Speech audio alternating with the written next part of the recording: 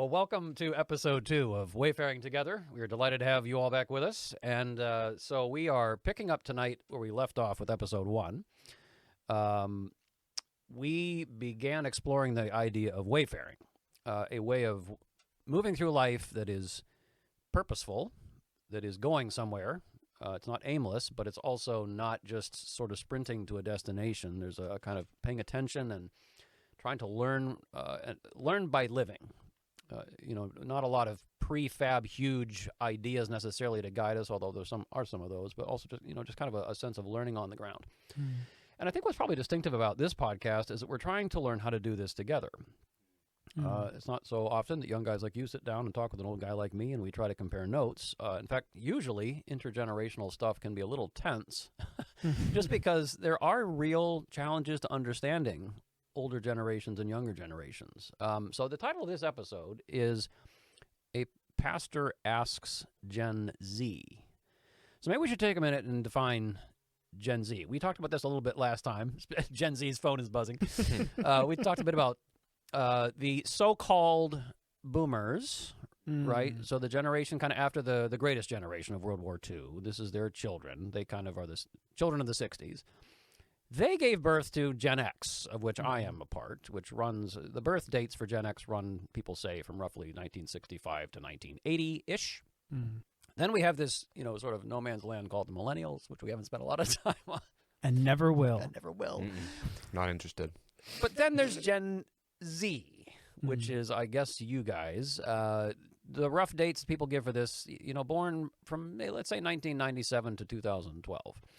And one of our listeners perceptively noted that there is something a little artificial about these generational divisions.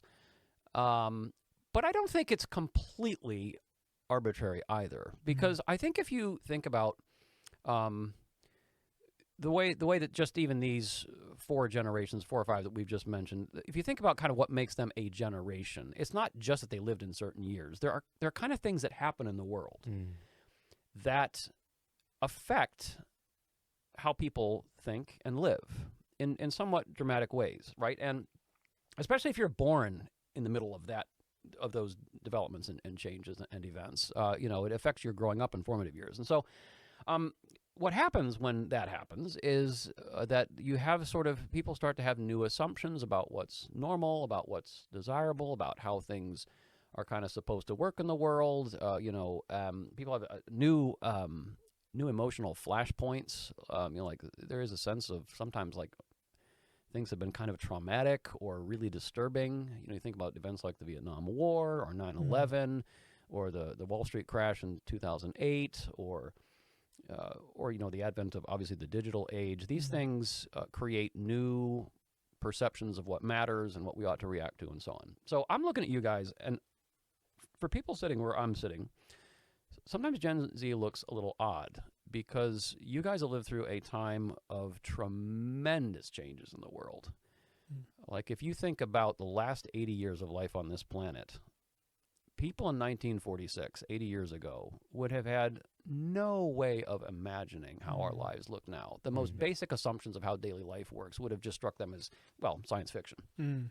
And so even for me, a couple of generations removed, there's a lot, that I look at you guys and it seems a little foreign.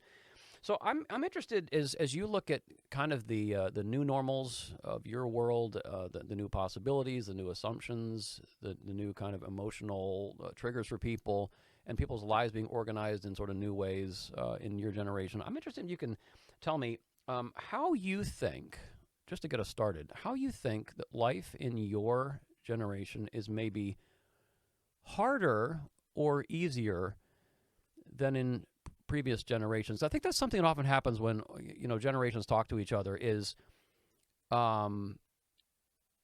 they can look at each other and kind of roll their eyes a little bit.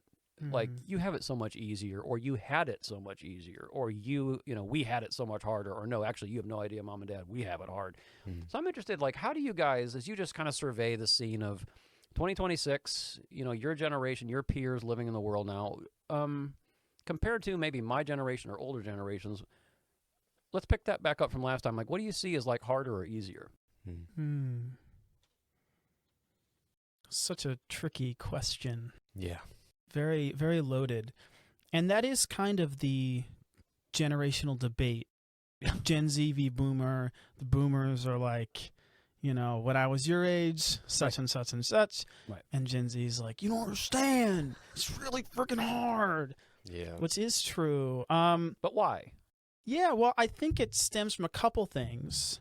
There's a whole economic category that Sure. I'm going to put in a pin in that personally for now, but I think that's a whole maybe episode in and of itself That's of fair. just like the economic differences. And Absolutely. That I'm might not be an episode better suited for like a millennial guest, maybe. yeah, Because of some similarities we could draw there.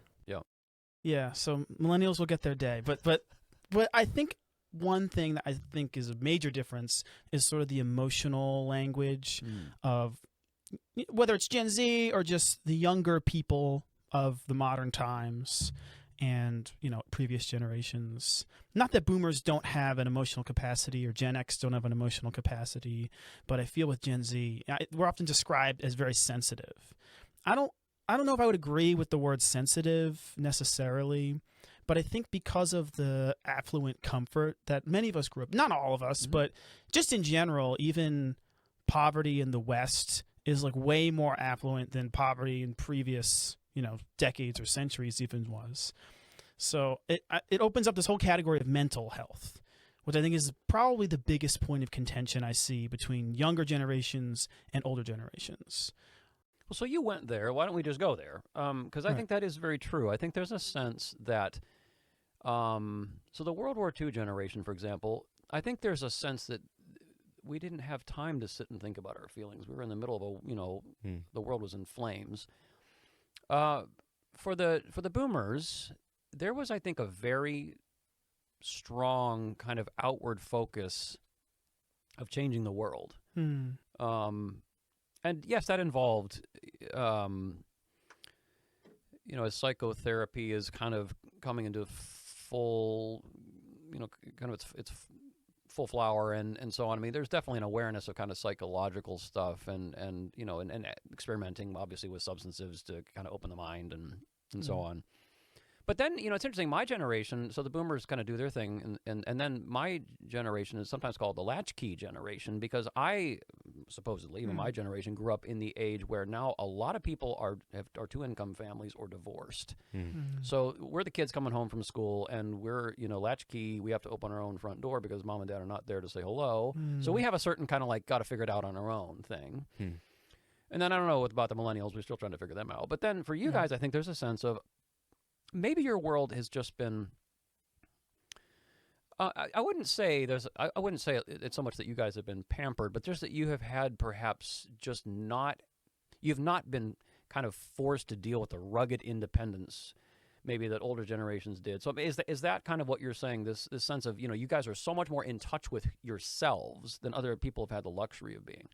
Yeah, I'd say. I mean, obviously, all this is generalizing. I'm going to say this one time, okay? Yeah. We don't need to. This is a bit of a sore spot for Chris, and rightly so. Yeah. This is. But I'm not going to repeat myself. But I think across the board, yes. I think even the more independent, rugged Gen Zs, there's kind of a identity crisis there. Yeah. I feel like that's pretty pervasive, and I just think that the emotional landscape is so different. And it's very hard to communicate with upwards of generations what kind of emotional struggles or not even struggle. It doesn't have to be hard. Just emotional concepts that we tend to be thinking about. They just seem very hard to cross the bridge on. I get the sense that older generations were very duty bound, very responsibility bound, and there's a lot admirable about that. But then there's this other deeper layer. And it feels like I can only be so understood. And I think that's where you get the like emo kid who's like, Mom doesn't understand me. Right. Yeah. Which is very funny to meme about, but it actually is kind of real. Like I felt like that. Yeah. So that's so interesting. Yeah, I think one thing that's important to highlight is that we're not talking about like somebody who was an adolescent during somebody who would be like a boomer who was an adolescent and then like a Gen Z who's an adolescent. I think what we're more talking about is any, or kind of like a luck of the draw, pick any adult from both pools kind of a moment. I do think that there is a sense within which it something that you said I wanted to kind of dialogue a little bit about is you said, and it's something that I've heard multiple times from people who are older than me, which is this sense that, oh, we didn't have time to think about those things, that we basically didn't have time for mental health, so we never had those thoughts because we were so busy. We were doing X, Y, or Z that's really important that we were doing. All of us were doing that all the time. Nobody ever actually, etc. And you're like, I feel like that has to break down at some point, because Oh, it does. to an extent you're like, there was mental health back then. It was kind of, there was less tolerance for it, and or so was it just that there was less vocabulary for it? I mean, I this think is territory that had not been particularly well mapped compared to your world. I think that the progression of definition when it comes to mental health has definitely allowed for a much broader scope of categories for people to kind of fit themselves into. And they're sort of dismissively called labels, but they actually really matter. They do really matter, because I mean, every single individual facet of mental health is in and of itself a spectrum. So it is actually very important to have these categories, which are kind of blown off as labels now and as soft stuff, because for a reason that I think when you kind of go back and you think about it, you're like, that breaks it down. So how far down do we get before the whole logic kind of starts to crumble a little bit? If one of the main things you hear is, oh, well, we were too busy with like a world war to like have mental health problems. It's like, I can tell. Yeah. Like, I can see you never addressed your mental health. Yes. We have issues. But I think that there is a second half to it, which is that there is so much more stimulus and so many more things, not just that you could be aware of, so many more things that you are aware of at every, during every waking moment now. Right. You know constantly more than you ever would have known in any individual like second now, just because of access to data. Data that has nothing to do with you, never will have anything to do with you. But it's just flooding your mental and emotional scape. And that's not even taking into account the stuff that you could be aware of but aren't. Because there is more than it is overwhelming, and we're not actually we're not accessing all of it simultaneously. Right, and it takes 20 seconds to learn more, and we're inherently curious. Rabbit holes are just, and it's funny. I feel like there probably, and this is a generalization based off of speculation, but there probably was a time where something like a rabbit hole, for instance, was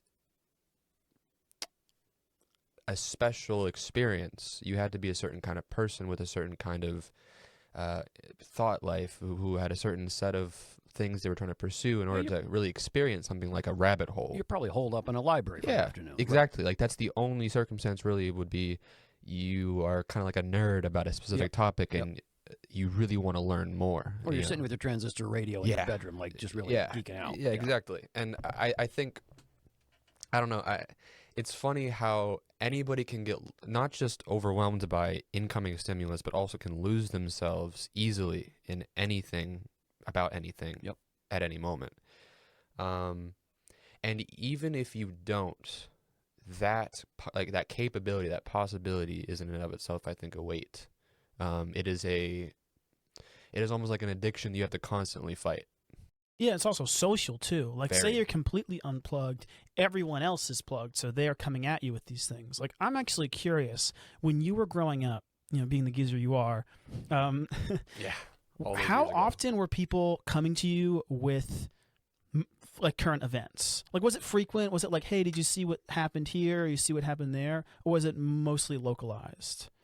Well, you have to understand that I grew up in a fundamentalist, sort of cultish world where we didn't even have TVs. So I'm not a fantastic specimen of Gen X. Sure. I'm kind of the sheltered, weird, homeschooled kid from Gen X. That said, I was always very, very interested in politics. I've just always been fascinated by just kind of socio-political stuff.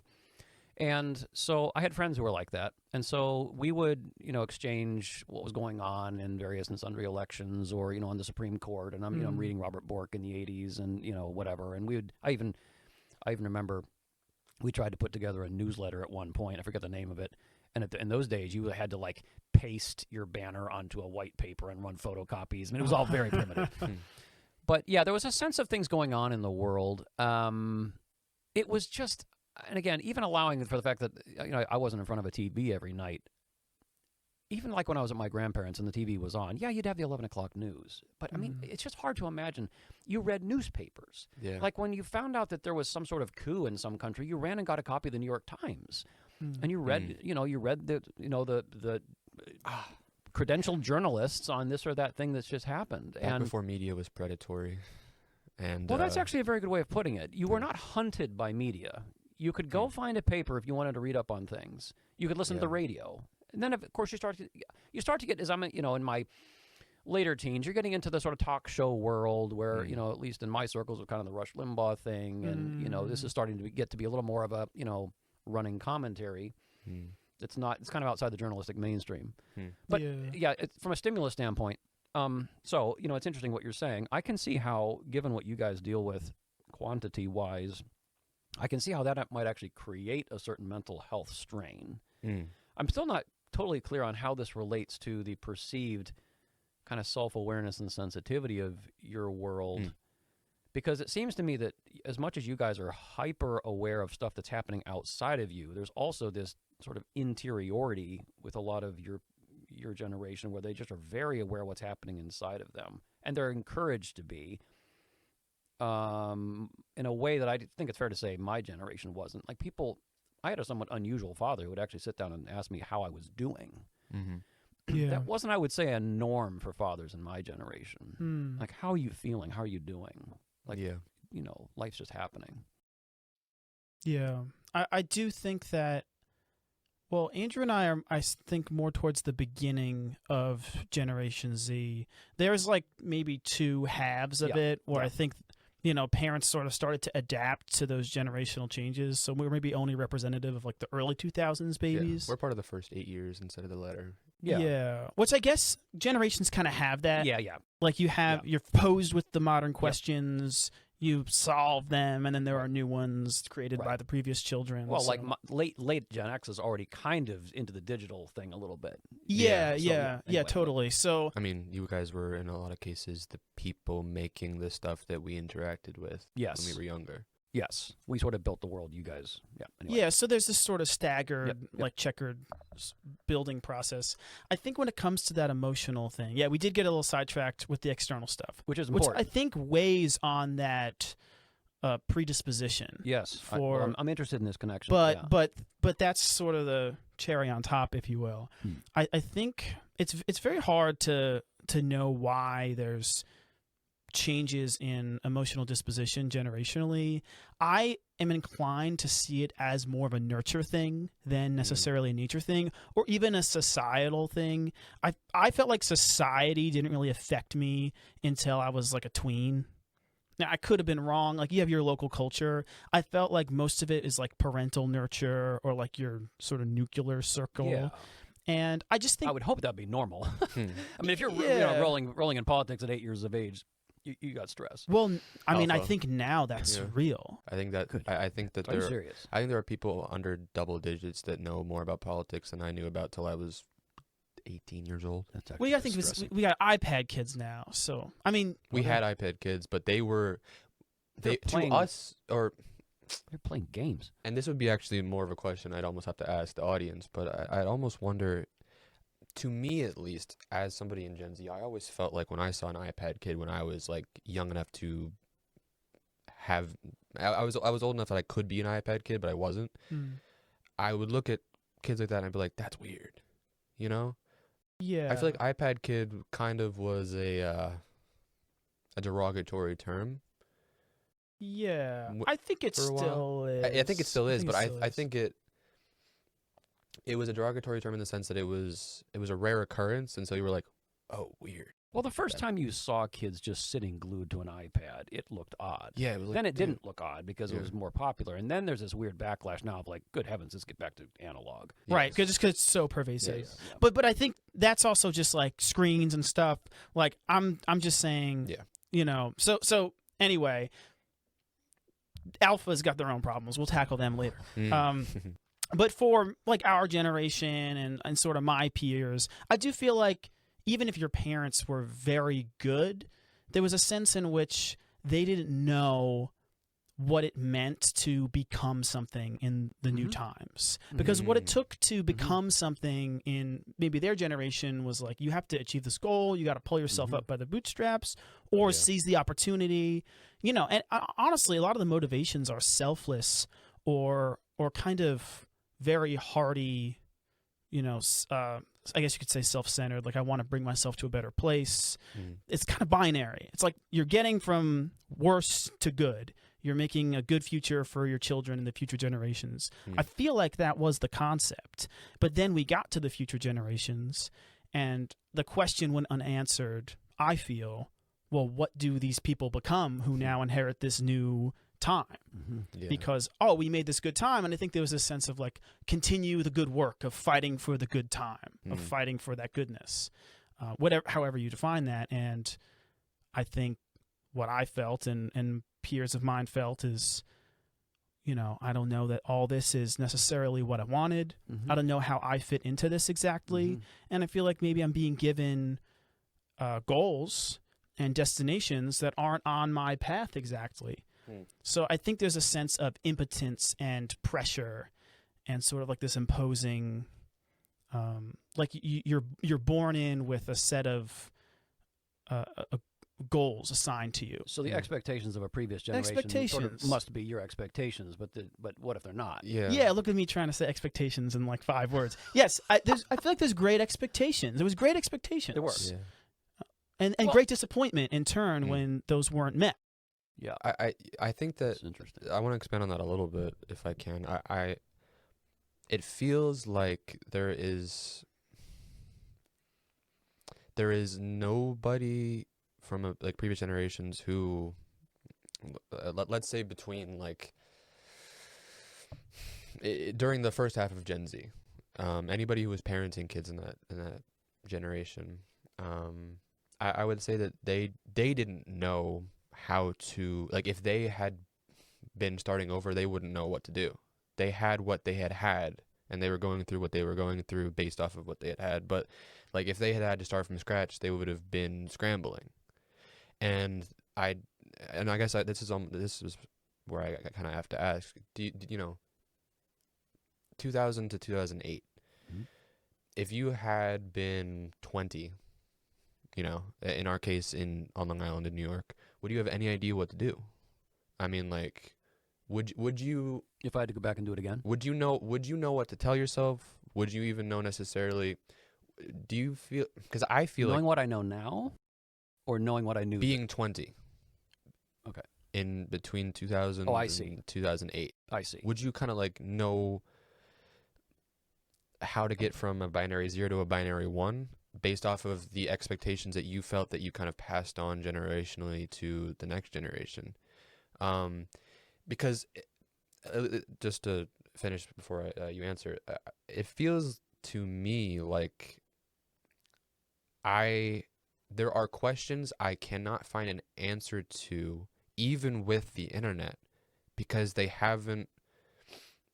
isn't a general consensus yet as to there isn't like a here's what's normal to do at your age in your time yet. I think we're getting closer now. You're saying for our generation at our age, the rubric hasn't been necessarily developed. Being 20 with like the set of circumstances we're kind of faced with between 20 and 30, it's kind of new territory. Like there are questions you can ask, you can kind of glean some bits and pieces of wisdom that are kind of based on like context clues, but there's not really a sense of this is the path you should try to be as close to as possible to succeed. Well, I hope this will interact with your question. I think the thing in my world, now I'm backing up to my time, so I'm your age, 1995. the thing in the world then, although you could probably already see this was on the horizon, this could change pretty dramatically. But in those times, when you thought about adult life in the world, people thought largely in terms of what work they were going to do. And the forms of kind of what people did for work were, I mean, there weren't a billion options. There was the occasional esoteric person who would go off and do something really kind of, exotic. But for the most part, you had sort of the doctors, the lawyers, the teachers, the trades, societal life had a certain kind of fairly predictable shape, unless you were maybe in a city and just had, a whole lot more available to you. But so you had an expectation that your adult life was kind of basically going to look a bit like your parents' adult life had looked, in the sense that you go find a job. Now, you're going to find a job that works for you. I mean, by my time, there's no way you're doing what your dad did, unless you wanted to. You had choices. But you kind of had this sense of, like, the world has a certain set of general forms, and you kind of find, and you're looking in the college catalog to figure out, like, what degree kind of matches what I'd like to do, and then you go do that, and you work in that field.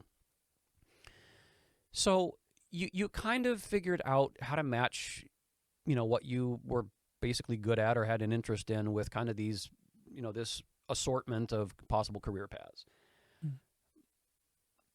And your social life also had a certain, like, you kind of, you would meet new people when you went and got a new job, but you weren't, I mean, it's maybe hard to imagine now, you weren't meeting new people all the time because you weren't connected, you weren't plugged in. You had your people that you kind of in your place. And I think when I look at your generation, it just feels like the options have completely, like, exponentially exploded. And I just wonder if that's part of why there's not a real sense of, like, what would you tell 20-year-old you? Well, I mean, you could tell I could talk to my parents, and their world was similar enough to the world I felt I was stepping into, that whereas, for me, talking to you, for example, I feel that the world you're stepping into is wildly different from the world that I grew up in at 20. So I'm not sure I'm interacting well with your question, but yeah, I think it does boil back to awareness in a lot of ways.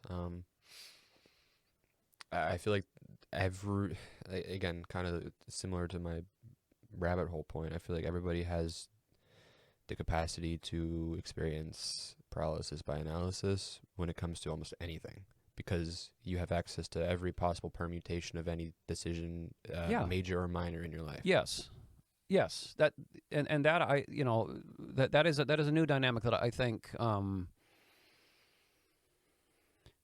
as we've talked about this before, it just seems stressful. Yeah, the problem is broader with less of a solution.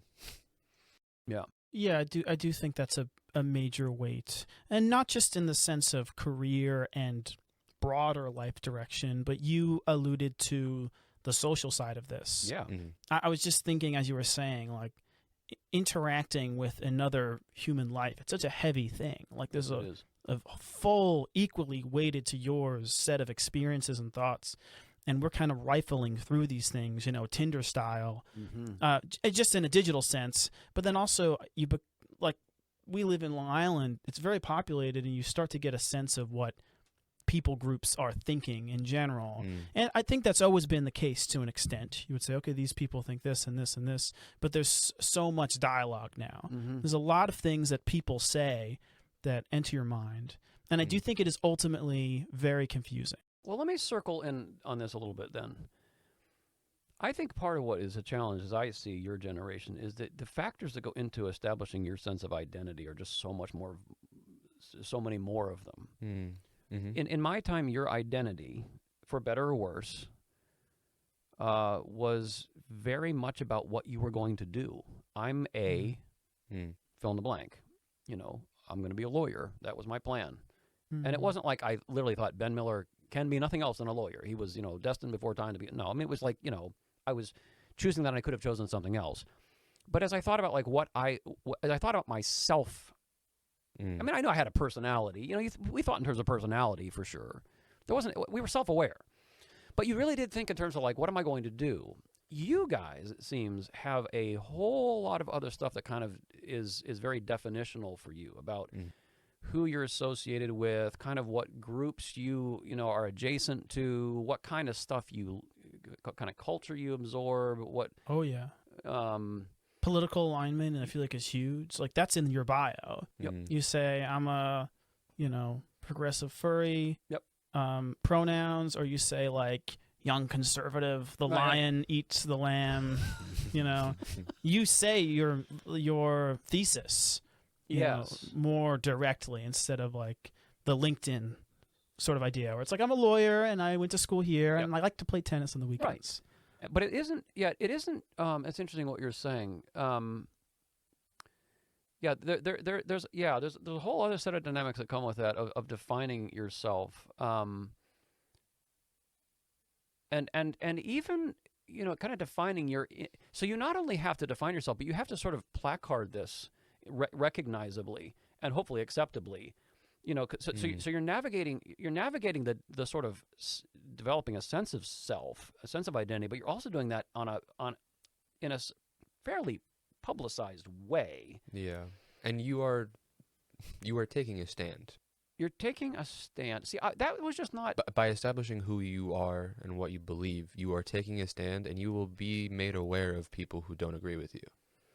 And I've wondered if this is part of the sensitivity, quote unquote, of Gen Z, is the necessity of kind of figuring out how what I'm signaling could potentially affect me and other people and affect the dynamics in my whole life.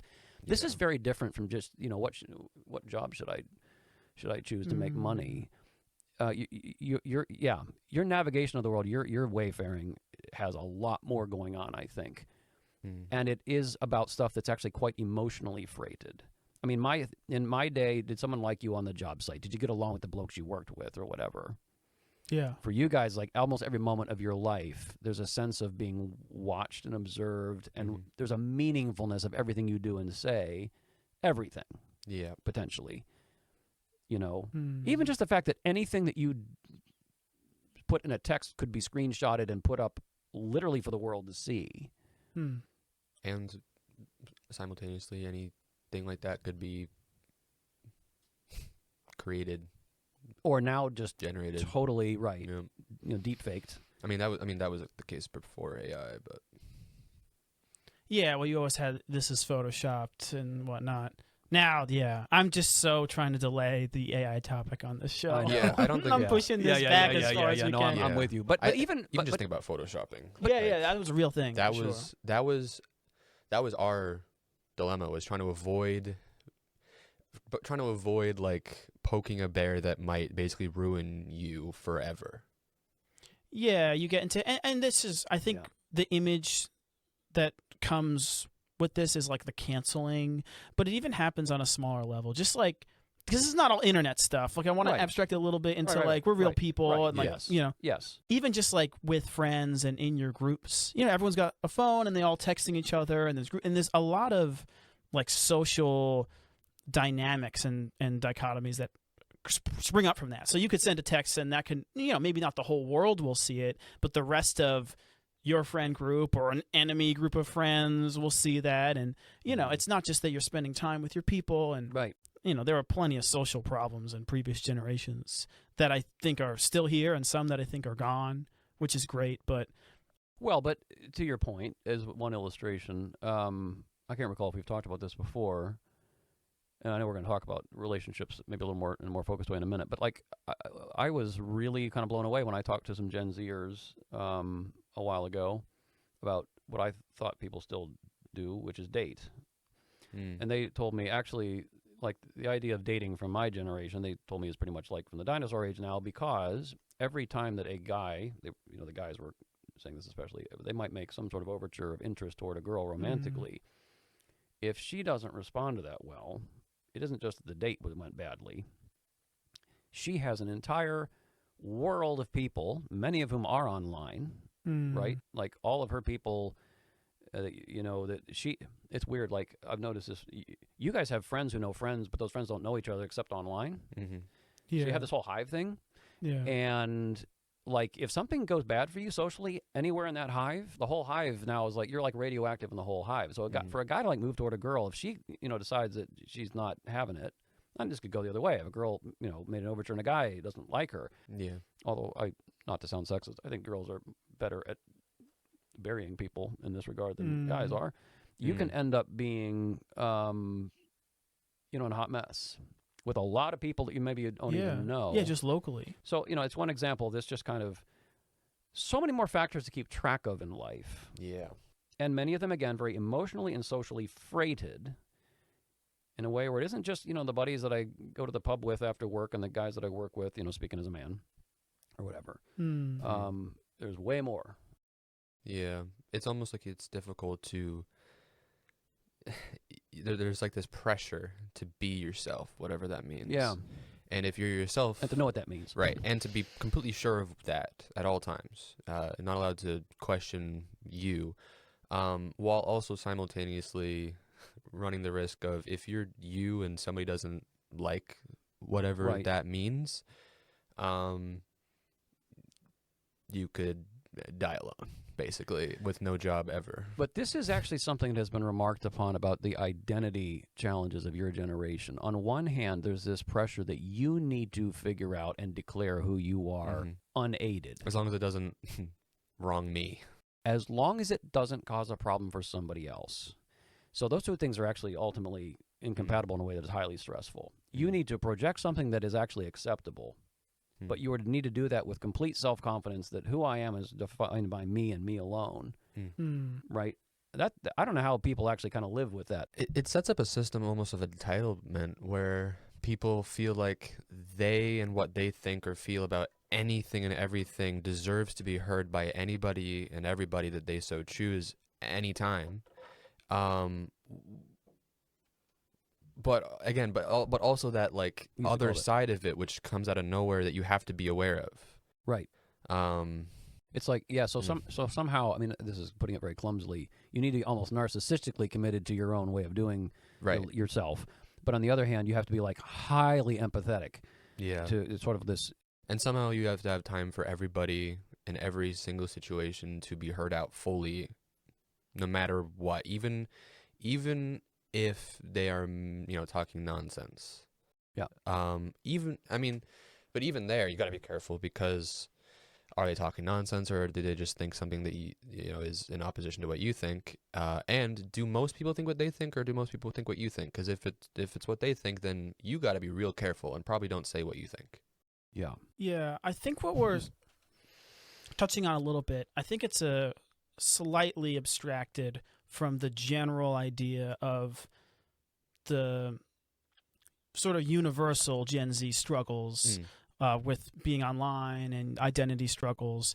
That those like extra pressures, I feel like they come from a certain period of time and section of people, particularly online. We had like the virtue signaling early 2020s. I think those epitomize that idea where it's like you have to do this, but you have to do it in this way. And I do get the sense that in the past few years, even the most extreme people have been like, that's kind of impossible. Yeah. Let's reel that back a little bit, just when it comes to your beliefs and opinions of the world. But I do think before and after that is still that question of, the identity question. There's pressure to it from within our generation, to be moral and virtuous, but also sort of an inability to define like what that moral and virtue is, which gets into a very godless territory, which is going to confuse any generation. I just want to get a little personal on it and say, like, I kind of like the hyper focus on identity and trying to define yourself in a lot of different ways. Like when I grew up, be yourself as a mantra was a little bit mocked in my circles. I was in more conservative circles, and that was seen as a very like liberal thing to say. And I was always like, what's the problem with that? You know what I'm saying? And then as I grew up, my generation adopted be yourself as long as it doesn't hurt anybody. And that's now sort of the mantra that's been operating. And that's a little bit contradictory. But I do think that the question posed of be yourself, well, not the question, but the command to be yourself, I actually think it's a very important thing to answer. And I think if this generation can tackle it in some way and pass that along, I do think that's a development generationally.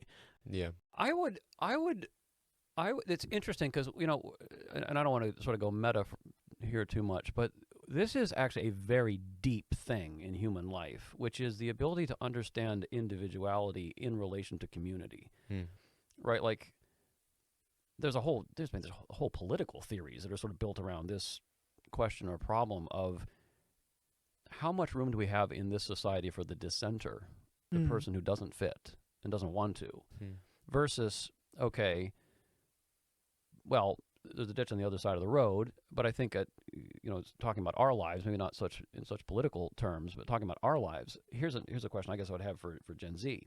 Okay, your generation prizes individuality, right? Like, you are unlike any other human. There's something beautiful and unique about everyone.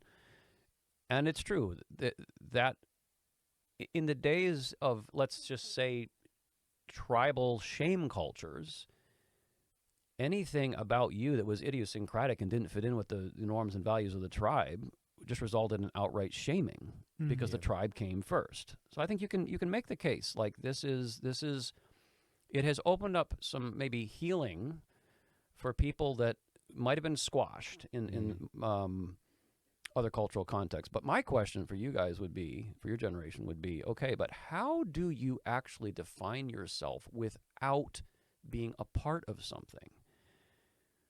I mean, it's very difficult to actually just totally self-define. Yes, well, I think therein is the conceit. I don't think you really can self-define in that way. And obviously, not to get preachy, but, you know, we are Christians, so we ultimately believe that our identities are actually things that we inherit and are grown within us. So in my experience, it's been more, I guess you could call it like discovery, of like unearthing what is it that God wants me to be in particular. Uniquely, yes. So in my experience of that, I feel like that is actually a flawless method. I actually have adored my progression of understanding myself and who I am. I feel like God is showing me who he wants me to be, and I'm trying to become that. Outside of actualizing. I can see it, Chris. I love it. I'm floating off the chair as we speak. I mean, it's just there's a vibe to it. It's just I really feel that though. I really feel it's true. I'm teasing. No, I know. I know. In a secular sense, you know, it's hard to map. You know, we could say you're part of a community, so you could be yourself within maybe that community, and I think self-actualizing in isolation is impossible. I think it's an Ouroboros. Sure. Yeah. Well, but I think there's the tension though, and I think in your time, I just think it's the loudness of the identity thing. Yeah. It's just very front and center in a way that, you know, I don't know. Did I think about who I was? I mean, yeah, I spent time thinking about myself and, you know, kind of trying to like think about like, well, do I really agree? I mean, again, because I grew up in a cultish world, you had to sort of fight for some independence. You had to fight for the ability to just think for yourself, and I value that so deeply. So it wasn't like this was absent, but it does feel like now this is a much bigger and more elaborate project. Yeah, well, it also seems like if you don't have the answer yet, that's sort of an issue, and you need to maybe go on some self-discovery projects. Yeah. But I mean, most of my life, I really wasn't certain of who I was, and I was very stressed by this. I was actually deeply depressed for long periods of time because I felt like I was trying to be something that I wasn't being allowed to be, and that was really hard.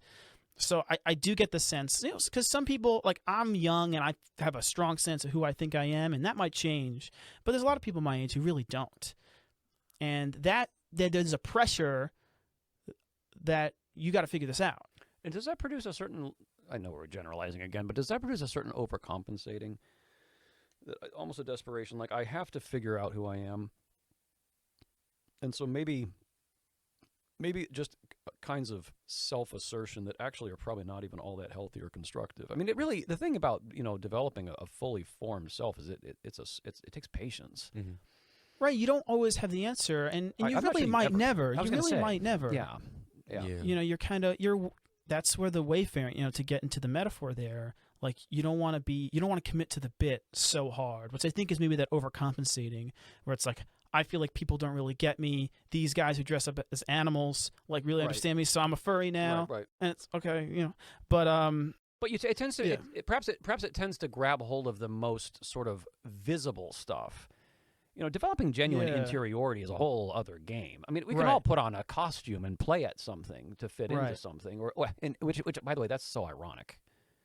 You know. Well, yeah, I Yeah, think it's a good example actually, because it's whether or not that's actually your thing is besides the point. Right. It's in this example, it's someone for whom that is not actually fulfilling, but it simulates a feeling of being understood. But that's crazy. Like, you think about it, you are developing an individual identity to be understood and accepted. Like that's literally like, Yeah, the yeah, yeah. definition of a true self is that you can stand when nobody accepts you. Right. Which is You don't need interesting yeah. because there's a lot of FU energy to it as well, Yeah. where it's like, you don't get me, now you're out because I found who Yes. I'm with. Yes. Which I Yeah. think plays upon these certain emotional responses that, and I'm not really a psychologist, but my guess would be a lot of kids who grew up in environments where it was like, you have to be this and you have to do this. Right. It's like, well, man, I don't want to do that. And now the question has been posed. Yep. So I think the cat's out of the bag then. It's like, Absolutely. well, I don't want to be this, I can't be this, and I hate this. So now I'm going to go here. So maybe there's a sense of like negative self-definition in that, where you're not just thinking of like, okay, how do I build myself in my environment? Like, how do I build who I am? Maybe it's like, okay, well, I know I don't want to be, I know where I don't want to go, and I don't like the way the world's going, so I'm going to define myself by these opposite traits. Yep. That makes sense. And this is also a generalization, but to add to your hypothetical a little bit, I'll say often, who knows, but there's often, I think, the added pressure that comes from the people whom you are not willing to be like, trying to basically, there's almost like a sense like they're waiting for you to mess up and realize that they were right all along. And so you kind of have to like prove yourself if you're going to be different from what you grew up with. And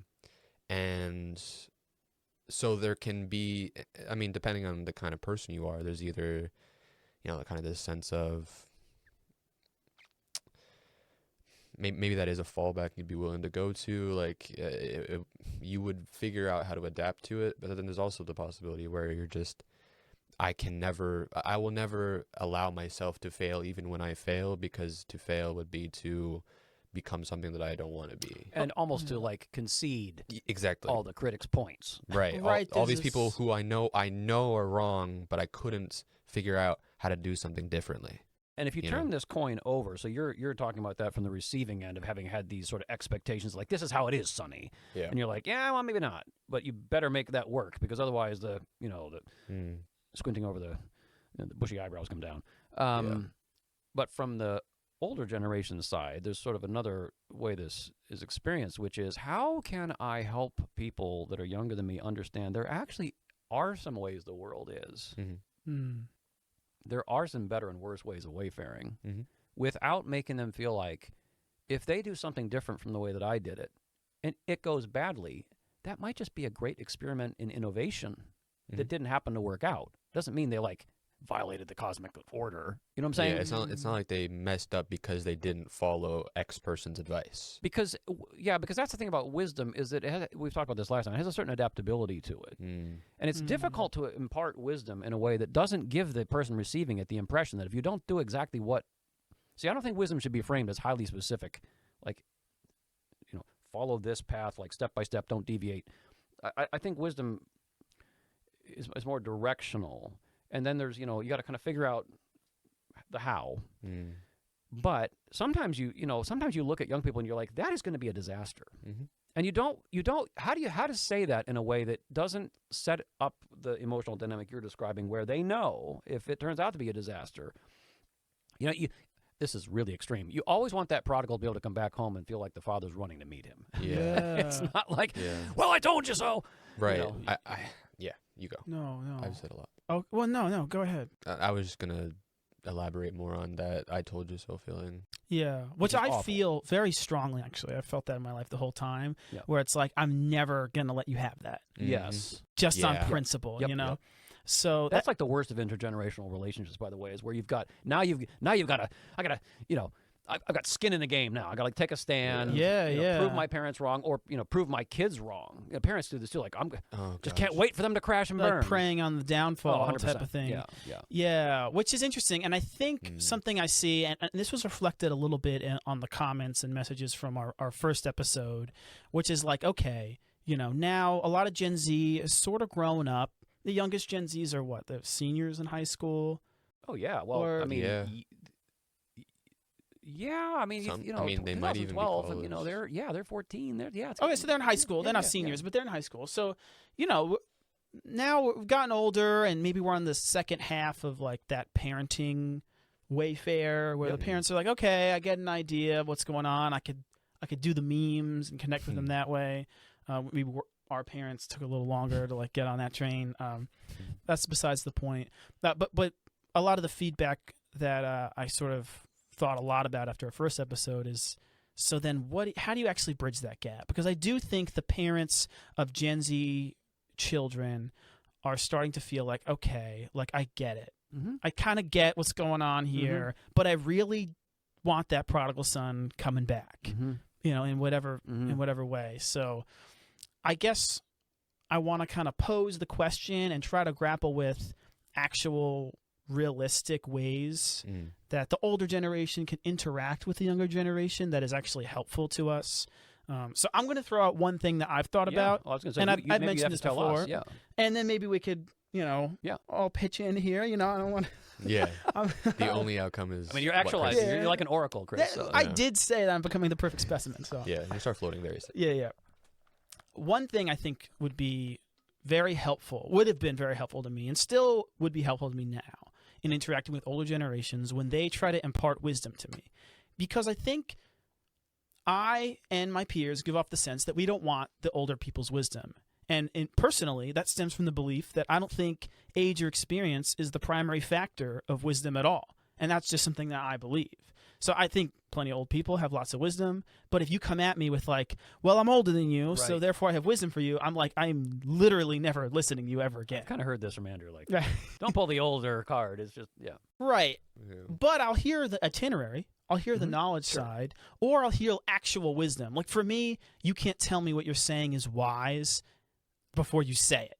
Like what you're saying is wise or not. Yeah. You must hear this because I'm wise. Right. So I guess my instructive thing would be when trying to impart wisdom or instruction to, someone who's younger, pull from your current state of mind, current emotions, and current experience, and gain some ground relating to that other human being before you say, well, when I was your age, I sort of faced this problem and I came to this conclusion, so your excuses are running thin. Mm-hmm. Yep. Which, even if that's not what you mean, that's sort of one way it can feel, and there's a lot of ways that can go wrong. So I think that would be one thing I would suggest is we want to feel legitimate as people, and maybe we haven't earned that. Because there's a real sense in which you kind of have to earn your seat at the table, and I think some of that's healthy, but be gracious and grant it anyway.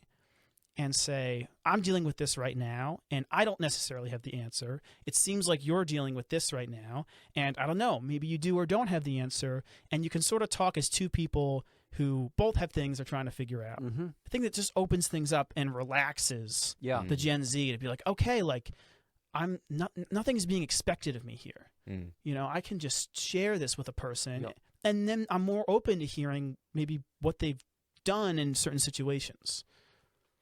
I would love to hear Andrew's thoughts on this as well. What I have found, I think I've probably done this. This is embarrassing to admit, but I think I probably have done this better with young people, other than my children, than I always have with my children. Although I don't think it's been. I think. Well, you can tell me if you think I've done this. There's something with young people about when they talk to you, feeling like you're actually taking them seriously. Now, I have lots of adults, my peers, that or people older than me for that matter, that I take extremely seriously. I don't agree with everything they say. Taking someone seriously doesn't mean you agree. I can take someone seriously and think their ideas are actually quite stupid. But I'm taking them seriously. Like, you seriously think what you think. And I take you seriously as a person. So when you say what you think, even if I completely disagree with it, like, I'm listening. I'm Mhm. thinking about it. I'm not just preparing to rebut you. I'm trying to figure out like even why you think what you think and why it matters to you and just like there's just giving weight to someone's, if they open up their mind to you, give weight to it. I think that is part of what you're describing. Way better put. Well, no. I mean, I'm older, so Yeah. Yeah. Give me a break. you walk right into that, Chris. Yeah, I think that is a very, very important dynamic. I think one of the genres of response I hear about, and I guess in some cases I've probably heard it as well personally, in response to somebody in Gen Z not being like, absolutely, I can't believe how right you are because you're older and because you're wiser, Right. et cetera, et cetera. There's something to the effect of, I hope, when you have kids, they're like you or something like that. Right. Kind of this feeling that if only you knew how not, however you should be, you are. Yes. And May your offspring be an ass like you. Yes, exactly. And first of all, that is to Right. indicate that basically the person that you insert in front of you is hopeless. Right. And that is also to indicate that they are counter what they should be. And you're also hoping, like, say all of that is perfectly correct.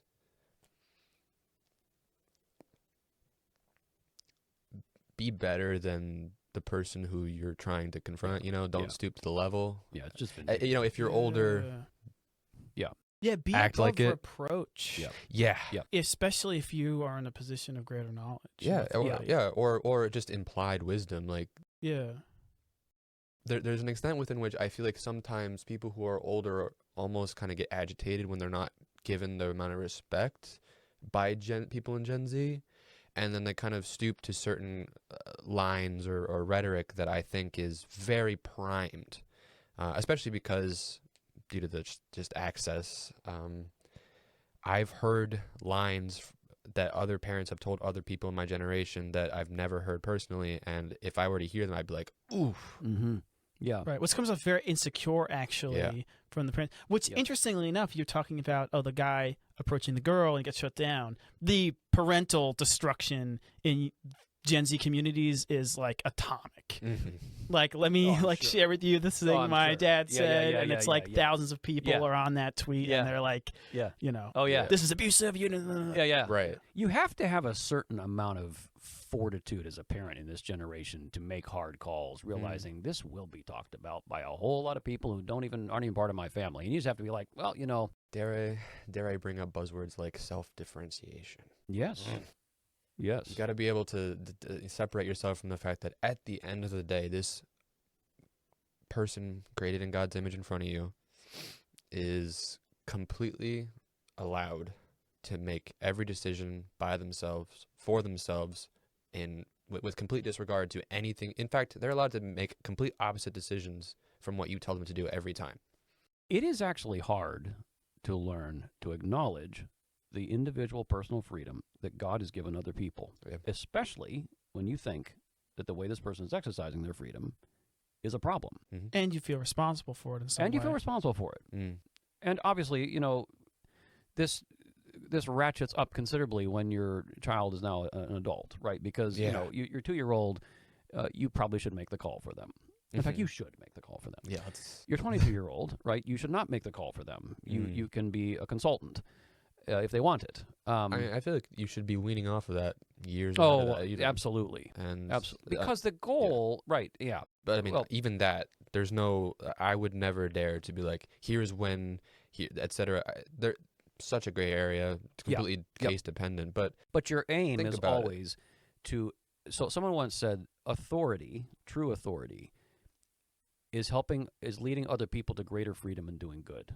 Like the goal of true authority is always to increase this person's freedom to do good. And anyway, a lot could be said about that, but yes, it's. I want to double down on that. I would go so far as to say that good leadership, especially parental leadership, is not just outlining the things that you should stay away from or that are being taken away or that you should avoid. Mm-hmm. It is actually for everything that for every boundary you set, for everything that you say you can't do that, for every, privilege you take away, thing that the child perceives as a privilege that they want to do that you're like, nah, don't do that. For every one of those, you should probably be offering at least 2 things that are, this is what you should do instead. There needs to be a lot more insteads, I think, in relating with younger generations. I also think sometimes it's good to just take your hands off the wheel and let this person experiment. Yeah. Now, I'm not talking about experimenting with, absolutely destructive stuff. I mean, I think there is a time to step in and say, listen, this really is horrible. Yeah. But I mean, like, if your kid's spending too much time on technology and you're like, all right, we're going to cut out the technology, good luck. Right.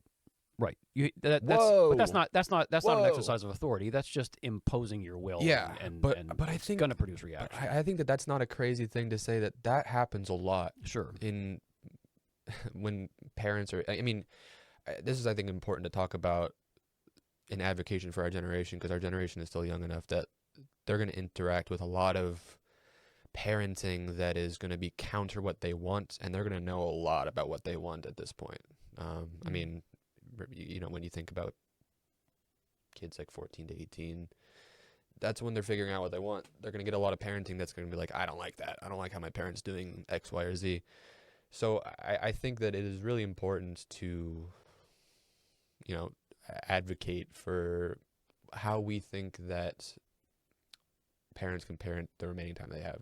Well, I tell you what, because there's a lot more here that we clearly need to talk about, and maybe we need to do another episode. I'd like to ask you guys a question related to that. Maybe we can kind of wrap up this episode with this.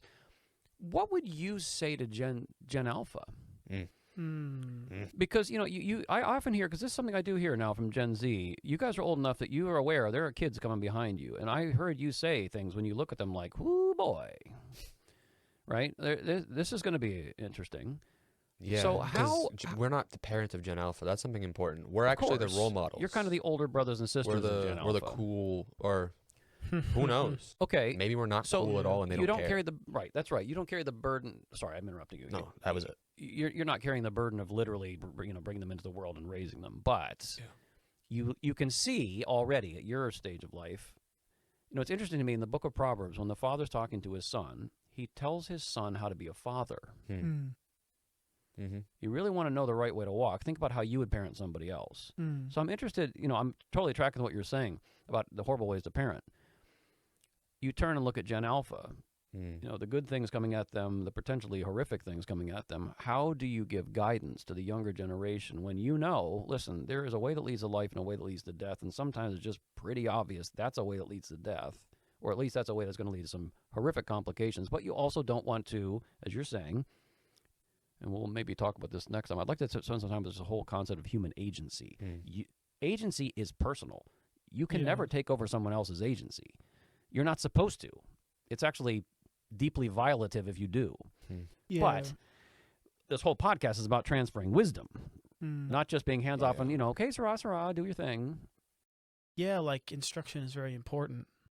Yeah. It's very interesting, too. Like, you may actually be right about what you're saying, because the assumption that you're right about something is dangerous, and you may be right about it, but that's actually you're stewarding that correct knowledge. It's That's right. Interesting thing to wield. And I guess in regards to Gen Alpha, it's Gen Alpha seems awesome, by the way. Yeah, the alphas I know are shout out to you alphas.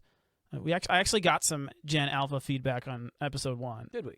Yeah. They're watching us. Yeah. Thanks. Yeah. So alphas, I think you guys are sick. Feel the wisdom. And we're not just saying that because we know you're watching. Or are we? Yeah. So to your question, and I think also this reflects a little bit on like, what do you do if you're Gen Z now and you're in the midst of this whole situation? Yeah. Just sort of being a younger generation person. I think the first sort of practical thing I would say is just like chill out on your thing. Yeah. Because I do think this is coming from a Gen Z's experience. I don't know if alphas might be like, nah, man, like we're on our own thing. But I feel like I got a little negative self-defined by some nurture experiences that were negative, right? And that I want to avoid like continuing and sort of that parental dynamic. And it just seems like it's just about parents, but just in general, just like passing rhetoric from all sorts of folks, or like other peers who are just drinking the damn Kool-Aid. Yeah. And I'm like, wake up from your trance. Yeah. So No, it's true. You can have a whole peer experience of like, you just kind of almost have a panic about. well, you're in the Matrix right now. Like, don't you realize this? Yeah. So that's a factor too. And I just think it's like you don't have to like fight as hard. Yep. Like we've kind of learned, like I've grown up a little bit. I've learned that like you don't have to fight for I gotta do what I gotta do, and you're parenting wrong, and everyone's wrong. It's like just settle down. Like the time actually does come when you get to become yourself. Yeah. And a lot of times it's the tide that you struggle against that drowns you the quickest. So sometimes, and this seems unfair, but sometimes what you have to do when you're young is be the bigger person and be more above reproach than the people around you. We think, and I think rightfully it feels right, that those who are older, those with more skill and wisdom ought to be more wise and more above reproach with how they do their dealings. And I think something you can learn when you're young. And I think there are terrible excuses as to why we don't do this. It's like, oh, I'm young, and oh, I learned this way, and mental health is real, but it's like there's nothing stopping you from being the bigger person. And this is it's not just in conflict too. Just in general, if things are good in your house and things are good with your friends, there's nothing stopping you from not just being like, oh, well, I didn't do anything wrong. Being like, what is the best good that I can do? Right. And I think when I grew up, that isn't always the question I asked, because I was always like, well, I don't want to be in trouble. I don't want to be perceived the wrong way. I don't want to do this or that. And it's like, well, what good are you doing? Yeah. And then chill out a little bit if people react wrong to the good stuff you're doing. It's like gonna be okay. Yeah. And I think that kids who are 8 are capable of this. And I agree. I think that there's no excuse, honestly. And I think if you really want to talk about what you are, speaking of identity, you are a growing thing. Yeah. I think parents are at their best when they recognize your kids are growing things. You can't force.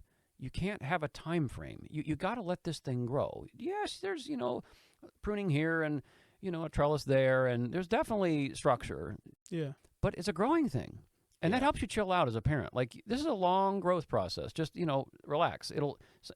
In 6 months, it'll be different. And I think, for when you're in that position of being the growing thing who's being tended, it's also just to be aware that I myself am a growing thing. Like, just be a little bit easy on yourself. Things take time. Yeah, like don't beat yourself up and don't beat your pruners up. Yeah, just exactly. It's like gonna be Trust the okay. process. Just be like, my bad. I'm just trying. Yeah.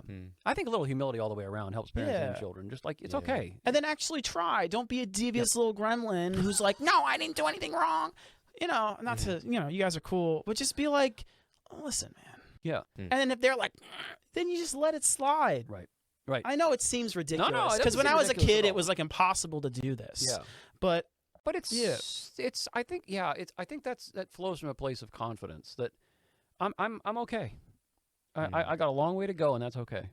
Yeah. That I think is not to go back to the metaphor again, but that's the beauties of wayfaring is this is a journey. Again, we're not sprinting to a destination. I'm not trying to get my kids to that final thing where I can be like, oh, they're done. No, it's and we can't view ourselves that way either. We're never done. So, and I think the earlier you latch on to that, it just brings a lot of peace. Like, okay, some days are good, some days are bad. Some days I'm look at myself and I smile. Some days I look at myself and I cry. Whatever. Like, just life goes on. Yeah. And if I could add another separate sort of recommendation to Gen Alpha, which I forgot. So, Andrew, do you have anything? I have two, so you have time to think about it. This is perfect.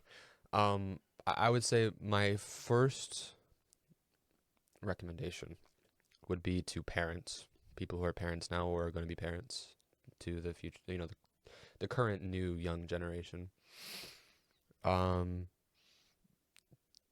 Don't base yourself in some false sense of impermeability as a parent. I think a lot of parents, they have this sense that there's no there's no growing they're gonna do somehow during. I did my growing. Yeah, Your turn to grow. It's almost like because they're now the ones who are doing the teaching. They're past the Right. phase where they're gonna Oh, yeah. change. Yep. And a lot of parents, when they're in their parenting phase, especially when they start getting to the point where their kids are teenagers, Mm-hmm. they're like, "Man, I know what I know, Right. and all I am is surrounded by people who don't yet know what they know, so I must be the shit." I earned these stripes in blood. And it's like, dude, Yeah. you can be an idiot sometimes. You Yeah. can say stuff that is just flamingly and confidently incorrect. Yeah.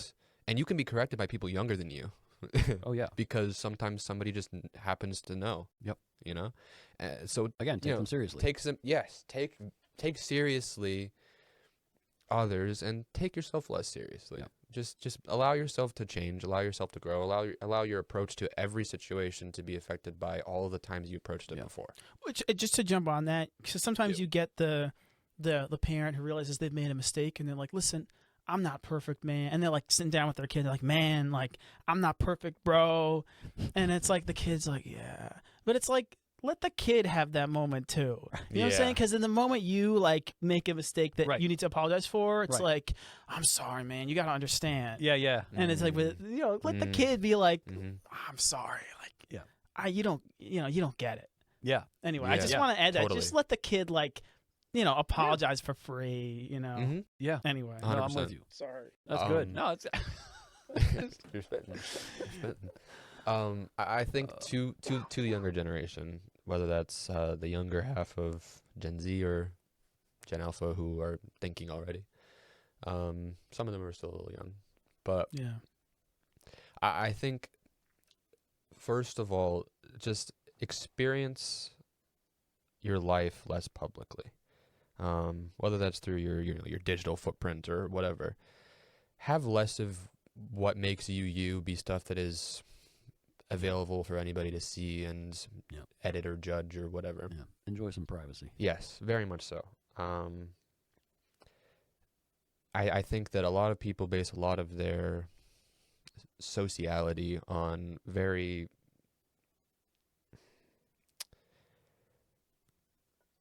on facades that are generated around this, like you were mentioning earlier, like this web of friend of friends, Yeah.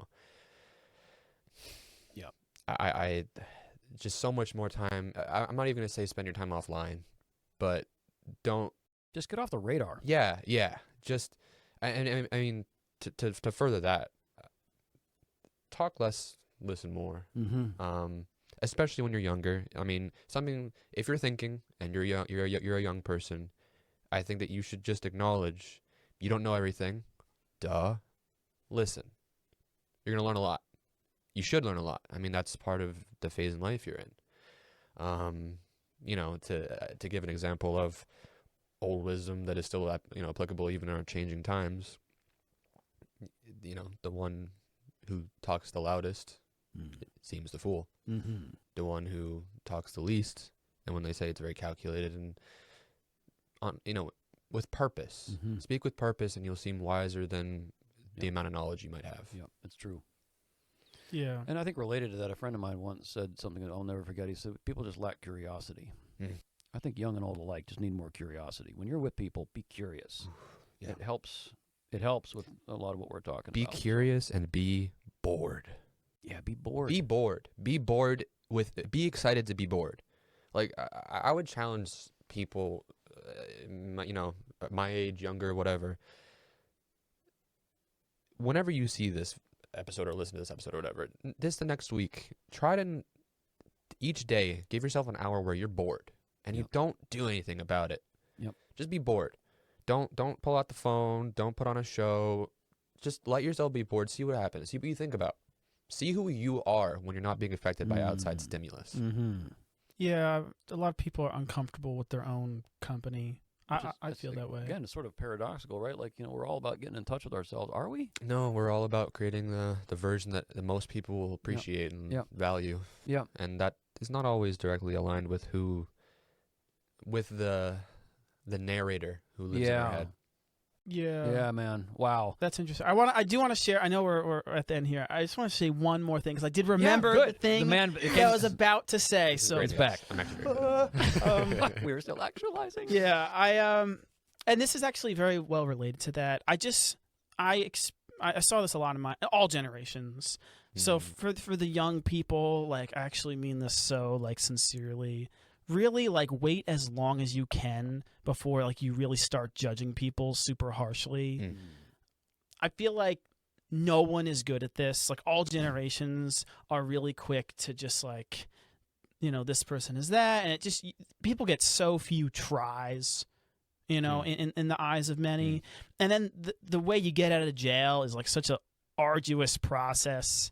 And then like when you're in jail with someone, you're like, well, screw them. And now it's like, that's like done. Just like slow down with the judgment as you're young, like wait as long as you can before you start getting really hard on people. So people will be sharing a jail cell with people and be giving judgments in their head about the other people sharing the cell.